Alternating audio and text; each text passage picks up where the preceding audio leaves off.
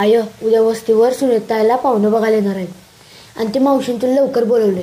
अगं बाय सुनीताला पाहुणं बघायला यायच्यात आपल्या. होय लवकर कामावरून जाते मी सकाळीच. हा तू बी चल संग. बाई आज माझ्या पुरगीला पाहुणं बघायला येतं. लय मोठ्या घराण्यातलं येतं. माझ्या पुरगीला पसंत केली तर लय माझ्या पुरगीचं नशीबच उघडलं. नमस्कार पाहुण. नमस्कार या या या. पाहुणं आल्यात वाटतं. चल लवकर. अगं फेरलेली पावडर आहे हाणलाय साडी टिकली. बाई माझं मुलं चांगलं दिसायले नाही. मस्त गाड दिसा लागले. मुला पाहुण्यांच्या पुढे गेल्यावर नमस्कार कर. हा आणि वर मान करायची नाही. मान खाली घालायची. काय विचारतील त्याचे उत्तर द्यायचे. हा काय काय करायचं नाही. हा चालून बेलून दाखव म्हणलं तर सांग. स्वयंपाक बेपाक येतो काय विचारलं तर सांग. हा काय मुला. काकू बरोबर सांगायला बरं का मला.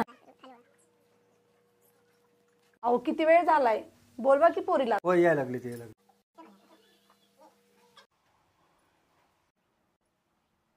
नाव काय ग बाई तुझं. सुनीता शाळा किती झाल्या ग. 10वीत आहे. विणकाम शिवणकाम येतंय का. होय. स्वयंपाक येतोय काय.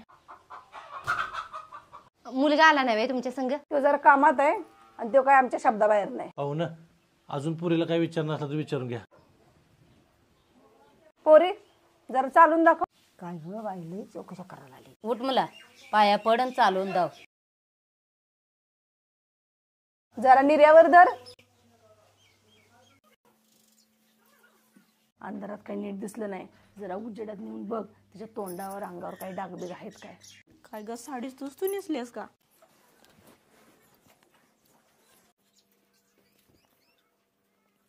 पाहुणं पोरगी पसंत आहे का. विचार करून सांगतो. हा काय ग बाय पोराची आई लईच गुरमीची दिसते. आपली पोरगी तर दिले तर काय खरं.